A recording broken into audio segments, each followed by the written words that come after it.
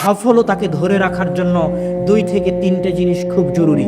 সফল আপনি সময় কাজে লাগালেন, সময়ে বরকত হলো, রাতে সালাত আদায় করলেন, সফল হচ্ছেন, কিন্তু এই সফলতাকে ধরে রাখতে হলে কয়েকটা জিনিস লাগবে।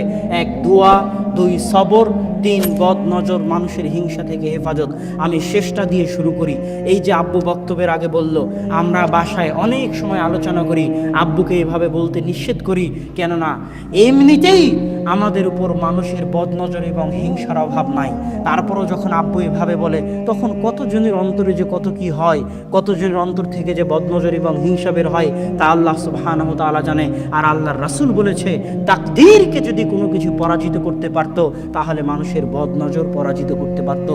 বদনজর অনেক ভয়াবহ জিনিস, বদনজর অনেক ভয়াবহ জিনিস। জীবিত মানুষকে কবরে ফেলে দিতে পারে বদনজর, আল্লাহর রাসূল বলেছেন। জীবিত মানুষকে মৃত বানিয়ে দিতে পারে বদনজর, আল্লাহর রাসূল বলেছেন। বদনজর অনেক ভয়াবহ জিনিস। আপনি যখনই সফল হবেন, তখনই মানুষের হিংসা, মানুষের বদনজরের শিকার হবেন। ইমাম বুখারী বলছে, যখন তুমি আলেম হয়ে যাবে, তখন তুমি অন্য আলেমের হিংসার শিকার হবে। ইমাম বুখারীর কথা, যখন তুমি আলেম হয়ে যাবে, তখন অন্য আলেমের হিংসার শিকার হবে। হিংসা এবং বদনজর ভয়াবহ জিনিস, এটা থেকে বাঁচার চেষ্টা করতে হবে। সকাল এবং সন্ধ্যার দোয়াগুলো মুখস্থ করে, নাস ফালাক ইখলাস পড়ার মাধ্যমে, নিজেকে ফু দেওয়ার মাধ্যমে, বিসমিল্লাহির লা ইয়াযুররু মা ইসমিহি শাইউন ফিল আরদি ওয়ালা ফিস সামা ওয়া হুয়াস সামিউল বাসীর, এটা 3 বার পড়ার মাধ্যমে, আউযু বিকালিমাতিল্লাহি তাম্মাহ মিন কুল্লি শাইতানি ওয়া হাম্মা ওয়া মিন কুল্লি আইনিল লাম্মা, এই দোয়া পড়ার মাধ্যমে, এগুলোর মাধ্যমে নিজেকে বদনজর থেকে হেফাজত করার চেষ্টা করতে হবে। ছোট ছোট বাচ্চাকে ফু দিতে হবে এই দোয়াগুলো পড়ে, যেন তারা মানুষের বদনজর থেকে হেফাজতে থাকে। আপনি নিজেও যদি প্রশংসা করেন আপনার ছেলের, আপনি নিজেও যদি প্রশংসা করেন আপনার বউয়ের, তাহলে মাশাআল্লাহ বলবেন, বারাকাল্লাহ বলবেন। সৌদি আরবে যদি কোনো সৌদি ছেলের প্রশংসা করেন, আর যদি বারাকাল্লাহ মাশাআল্লাহ না বলেন, তাহলে আপনার হাত পা ধরে মাশাআল্লাহ বারাকাল্লাহ বলিয়ে নিবে। কেননা শুধু প্রশংসা বদনজর হতে পারে, দোয়াবিহীন প্রশংসা বদনজর হতে পারে, দোয়াবিহীন প্রশংসা বদনজর হতে পারে। এই জন্য যেই আপনার প্রশংসা করুক না কেন, তার মুখ থেকে দোয়া বের করিয়ে নেবেন, যে বারাকাল্লাহ বলে যাও, মাশাআল্লাহ বলে যাও, লা হাওলা ওয়ালা কুওয়াতা ইল্লা বিল্লাহ বলে যাও। যেই প্রশংসা করবে তার মুখ থেকে দোয়া বের করে নিতে হবে। আর আপনি নিজেও যখন প্রশংসা করবেন, তখনও দোয়া করতে হবে, কেননা দোয়া ছাড়া প্রশংসা বদনজর। আল্লাহ যে কোনো সফলতা ধ্বংস হয়ে যেতে পারে বদনজর দিয়ে। আল্লাহ সুবহানাহু ওয়া তাআলা আমাদেরকে মানুষের বদনজর এবং হিংসা থেকে হেফাজতে রাখার তৌফিক দান করুক, আল্লাহুম্মা আমিন। কেউ যদি জীবনে খুব বেশি সফল হতে চায়, খুব বড় ব্যবসায়ী হতে চায়, খুব বড় আলেম হতে চায়, খুব বড় ডাক্তার হতে চায়, তাহলে আল্লাহ রাসূল যেমন খুব মহান নবী, মাকামুম মাহমুদ, অনেক বড় কিতাব কোরআন, শেষ নবীর দায়িত্ব, সর্বশ্রেষ্ঠ নবীর দায়িত্ব, এত মহান জায়গা অর্জন করার জন্য, এত বড় দায়িত্ব অর্জন করার জন্য, যেমন আল্লাহ তার রাসূলকে বলেছে আপনাকে রাতের সালাত আদায় করতে হবে, না হলে এই দায়িত্ব, এই সফলতা আপনি অর্জন করতে পারবেন না। ঠিক প্রত্যেক মানুষের ক্ষেত্রেও, মানুষ যদি নিজ নিজ জীবনে বড় সফলতা অর্জন করতে চায়, খুব বড় পর্যায়ে পৌঁছতে চায়, তাহলে রাতের সালাতের বিকল্প নাই। রাতের সালাত আপনাকে অনেক দূর এগিয়ে নিয়ে যাবে। এই দিনের মধ্যে কোনো কল্যাণ নাই, সকল কল্যাণ নিহিত আছে সকালে, সকল কল্যাণ, সকল বরকত নিহিত আছে সকালে। আল্লাহ রাসূল বলতেছেন, ইন্নাল্লাহা জাআলা লিহাযিহিল উম্মাতাল বারাকাতা ফি বুকুরিহা, আল্লাহ আমার উম্মতের জন্য বরকত রেখেছেন সকালে, আল্লাহ আমার উম্মতের জন্য বরকত রেখেছেন সকালে। ইবনুল কাইয়িম রাহিমাহুল্লাহ বলতেছেন, আমরা সালাফে সালিহিনকে দেখেছি, লা ইয়ানামুনা বা'দা সালাতিল ফাজরি, আমরা সালাফে সালিহিনকে দেখেছি তারা ফজরের সালাতের পরে কখনোই ঘুমাতেন না। হাত্তা ফিশ শিদ্দাহ ওয়া ফিস সাফার, যদিও তারা কঠিন অবস্থার মধ্যে থাকেন না কেন, কঠিন সফরে থাকেন না কেন, সফরে থাকলেও, রাত জেগে কাজ করলেও, তাদেরকে আমি ফজরের পরে ঘুমাতে দেখিনি। ইয়ান্তাযিরুনা ইলা তুলুইশ শামস, সালাফে সালিহিনকে দেখেছি যদি তাদেরকে ঘুমাতেই হয় রাত্রি জাগরণের কারণে, রাতে কঠিন ও কঠোর পরিশ্রম করার কারণে, তাহলে তারা সূর্য ওঠা পর্যন্ত অপেক্ষা করতেন। সূর্য উঠে যাওয়ার পর ঘুমাতে যেতেন, সূর্য উঠে যাওয়ার পর ঘুমাতে যেতেন। ফজরের পর থেকে নিয়ে সূর্য ওঠা পর্যন্ত এই সময়ে যতই কষ্ট হোক না কেন, ইবনুল কাইয়িম বলতেছেন আমি সালাফে সালেহিনকে ঘুমাতে দেখিনি। কেন? ইন্নাল আরজাক ওয়াল বারাকাহ তানজিলু মিনাস সামা, মানুষের রুজি রুটি বরকত আল্লাহর পক্ষ থেকে সকালবেলা অবতীর্ণ হয়, আল্লাহর পক্ষ থেকে সকালবেলা অবতীর্ণ হয়। এই জন্য আল্লাহ সুবহানাহু ওয়া তাআলা পবিত্র কোরআনে সকালের যত নাম রেখেছেন, ওয়াল ফাজর, ফাজর শব্দের অর্থ হচ্ছে জাহারা, ফুটে ওঠা, প্রকাশিত হওয়া। আল্লাহ সুবহানাহু ওয়া তাআলা পবিত্র কোরআনে সকালের নাম দিয়েছেন ওয়াস সুবহি ইযা আসফার। সুবহ আরবিতে বলা হয় সাবহা ওয়াজহুহু, যখন কোনো বাচ্চার চেহারা সুন্দর হয় তখন তাকে বলা হয় সাবহা ওয়াজহুহু, তার চেহারা আলোকিত হয়ে উঠেছে, সেটার নাম আল্লাহ ফজরের নাম, সকালের নাম দিয়েছেন ওয়াস সুবহ। আল্লাহ ফজরের নাম দিয়েছেন ইদা আসফার, আসফার মানে প্রস্ফুটিত হওয়া, আলোকিত হওয়া। আল্লাহ সকালের নাম দিয়েছেন ওয়ান নাহারি ইদা তাজাল্লা, দিন যখন জ্বলে ওঠে, দিন যখন প্রস্ফুটিত হয়। আল্লাহ সুবহানাহু ওয়া তাআলা সকালের জন্য পবিত্র কোরআনে যত শব্দ ব্যবহার করেছেন সব শব্দ আলোকিত হওয়া, প্রস্ফুটিত হওয়া, জ্বলে ওঠা, প্রজ্বলিত হওয়ার সাথে সম্পৃক্ত। ঠিক একইভাবে আল্লাহ সুবহানাহু ওয়া তাআলা এই পৃথিবীকে পরিচালনা করেন। সুন্নাতুল্লাহি ফি তাদবিরিল আরজ, পৃথিবী পরিচালনায় আল্লাহর মূলনীতি, পৃথিবী পরিচালনায় আল্লাহর মূলনীতি যদি কেউ জানতে চায়, মানুষের এই 50-60 বছরের জীবনে পৃথিবী পরিচালনায় আল্লাহর মূলনীতি জানা সম্ভব নয়। কেউ যদি পৃথিবী পরিচালনায় আল্লাহর মূলনীতি জানতে চায়, তাকে 500, 600, 700 বছর, 1000, 1500 বছরের ইতিহাস পড়ে দেখতে হবে আল্লাহ কিভাবে পৃথিবী পরিচালনা করেন। তবে ফজরের ক্ষেত্রে, সকালের ক্ষেত্রে পৃথিবী পরিচালনায় আল্লাহর মূলনীতি হচ্ছে আল্লাহ সকল সৃষ্টিজীবকে এইভাবে সাজিয়েছেন। সকালবেলা ফুল ফোটে, সকালবেলা সূর্য ওঠার আগে পাখিরা জেগে ওঠে, সকালবেলা সূর্য ওঠে। আল্লাহ পৃথিবী এইভাবে সাজিয়েছেন। আল্লাহ যখন ফেরেশতাদের দায়িত্ব বন্টন করে দিয়েছেন, তখন ফেরেশতাদের দায়িত্ব বন্টনের যে পালাবদল হয় সেটাও ফজরের সময় হয়। এটা হচ্ছে পৃথিবী পরিচালনায় আল্লাহর মূলনীতি। পৃথিবী পরিচালনায় আল্লাহর মূলনীতি সামনে রাখলে এবং ফজরের জন্য আল্লাহ কোরআনে যত শব্দ ব্যবহার করেছেন সেগুলোকে সামনে রাখলে এই কথা স্পষ্ট, কেউ যদি তার জীবনকে আলোকিত করতে চায়, কেউ যদি তার জীবনকে প্রস্ফুটিত করতে চায়, কেউ যদি তার জীবনকে সফল করতে চায়, সে কৃষক হোক, ডাক্তার হোক, ইঞ্জিনিয়ার হোক, ছাত্র হোক, ব্যবসায়ী হোক, তাকে সকালকে কাজে লাগাতে হবে। সকালের কল্যাণ থেকে বঞ্চিত হয়ে জীবনে সফল হওয়ার স্বপ্ন দেখা আকাশ কুসুম কল্পনার শামিল। সম্মানিত উপস্থিতি, সকালে এত বরকত, সকালে এত বরকত, সকালে এত বরকত যে কেউ যদি চাক্ষুষ সকালের বরকত দেখতে চায় তাহলে তাকে হেফজখানায় যেতে হবে, কোরআন হেফজ করতে হবে। আমিও হেফজখানার ছাত্র, ছোট ছোট ছাত্রের সাথে আমি কোরআন হেফজ করেছি। সব হেফজখানায় ফজরের আগে বাচ্চাদের উঠিয়ে দেওয়া হয়। কেননা ওয়াল্লাহি আল্লাহর কসম, ওয়াল্লাহি আল্লাহর কসম, ওয়াল্লাহি আল্লাহর কসম, ফজরের সময় যত কোরআন মুখস্থ হয় সারা দিনের আর কোনো সময়ে অত কোরআন মুখস্থ হয় না। ফজরের সময় যত কোরআন মুখস্থ হয় সারা দিনের আর কোনো সময়ে অত কোরআন মুখস্থ হয় না। আজকে হতভাগা মুসলিম জাতির জন্য আল্লাহ ফজরের সালাত দিয়েছে। ফজরের সালাতের পরে সে কোরআন তেলাওয়াত করবে, কোরআন তেলাওয়াত দিয়ে দিন শুরু করবে। এর চেয়ে কল্যাণকর, এর চেয়ে সুন্দর দিন, এর চেয়ে ভালো দিন, এর চেয়ে উত্তম দিন পৃথিবীতে আর কোনো কিছু হতে পারে না। যেই দিন আল্লাহর বাণী দিয়ে শুরু হয় না, ওই দিনের কোনো মূল্য নাই। কেননা আল্লাহ সকল বরকত আসে আল্লাহর পক্ষ থেকে, আর কোরআন হচ্ছে আল্লাহর বাণী।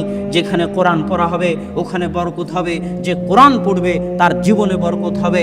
অতএব সুন্দর দিন কেউ যদি টাইম ম্যানেজমেন্ট করতে চায়, সময়ে বরকত পেতে চায়, তাকে ফজরের সালাত আদায় করতে হবে। ফজরের সালাতের পর ঘুমানো যাবে না, কোরআন পড়ার মাধ্যমে দিন শুরু করতে হবে।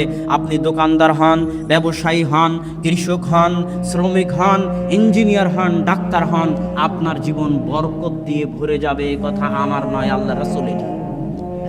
সাহাবী সাখর আল গামিদি বলতেছে, আমি হাদিস শোনার পর, আল্লাহ রাসূলের এই হাদিস শোনার পর যে সকালে বরকত রয়েছে, আমার ব্যবসায়িক কার্যক্রম আমি সকালে শুরু করতাম ফজরের সালাতের পর কোরআন তেলাওয়াত করার মাধ্যমে। না ঘুমিয়ে আমি আমার ব্যবসায়িক কার্যক্রম শুরু করতাম। অল্প দিনের মধ্যে আমি দেখি আমার ব্যবসায় উত্তরোত্তর উন্নতি আর উন্নতি, উন্নতি আর উন্নতি।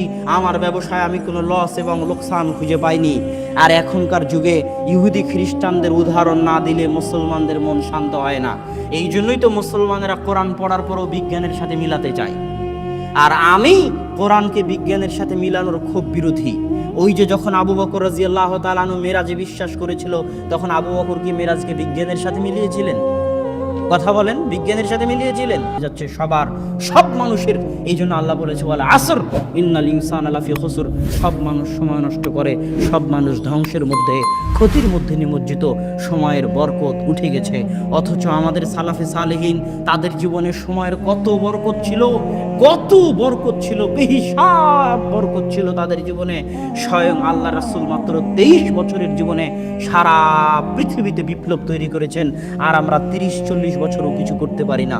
ইমাম নববী রাহিমাহুল্লাহ মাত্র 37-38 বছর বয়সে মারা গেছে। অথচ তার এমন কোনো বই নাই যে বই মুসলমানদের ঘরে স্থান পায়নি। অল্প বয়সী মারা গেছেন, অথচ এত খিদমত করে গেছেন। আল্লাহ তাদের সময়ে বরকত দিয়েছিল। আমাদের সময় হচ্ছে বরকতহীন সময়। কেউ যদি সময়ে বরকত পেতে চায় তাহলে কয়েকটি কাজ জরুরি। এক, সময়ে বরকত পাওয়ার জন্য জরুরি হচ্ছে আল্লাহ সুবহানাহু তাআলাকে স্মরণ করা, আল্লাহ সুবহানাহু তাআলার জিকির করা। আল্লাহ সুবহানাহু তাআলার স্মরণ করা এত বড় ইবাদত, এত বড় ইবাদত, এত বড় ইবাদত যে আল্লাহ সুবহানাহু তাআলা বলছেন, ইউনুস যদি মাছের পেটে আমাকে স্মরণ না করত তাহলে আমি ইউনুসকে কিয়ামত পর্যন্ত মাছের পেটে রেখে দিতাম। আল্লাহকে স্মরণ করা এত বড় ইবাদত, আল্লাহকে স্মরণ করা এত বড় ইবাদত। আল্লাহ বলছেন ফাযকুরুনি আযকুরুকুম। দুনিয়ার মানুষ পৃথিবীর যেখানেই থাকো না কেন, আফ্রিকার জঙ্গলে থাকো আর আটলান্টিক মহাসাগরের অতল গহ্বরে থাকো, যেখান থেকে আমাকে স্মরণ করো না কেন, আমি আল্লাহ এই মহাপরাক্রমশালী সত্তা হওয়ার পরেও, সারা পৃথিবীর মালিক হওয়ার পরেও যেখান থেকে আমাকে স্মরণ করবে, আমি আল্লাহ সেখানেই, সেই অবস্থাতেই তোমাকেও স্মরণ করব। আল্লাহু আকবার, আল্লাহু আকবার। আল্লাহ সুবহানাহু তাআলার এই কথার মূল্য দেওয়ার মতো, আল্লাহ সুবহানাহু তাআলার এই কথার মূল্য দেওয়ার মতো যোগ্যতা আমাদের নাই। আমরা যদি সময়ে বরকত পেতে চাই, আল্লাহকে স্মরণ করতে হবে।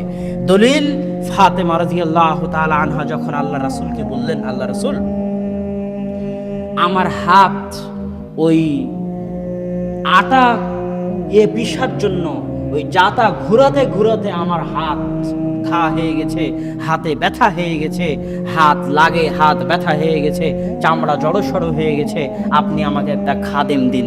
তখন রাসূল সাল্লাল্লাহু আলাইহি ওয়াসাল্লাম বলেন, আলা আদুল্লুকুমা মা হুয়া, আমি কি তোমাদেরকে ওই জিনিসের দিকে ডাক দিব না, ওই জিনিসের কথা তোমাদের বলে দিব না, যেটা একটা খাদেম দেওয়ার চাইতে তোমাদের জন্য বেশি কল্যাণ করা হবে।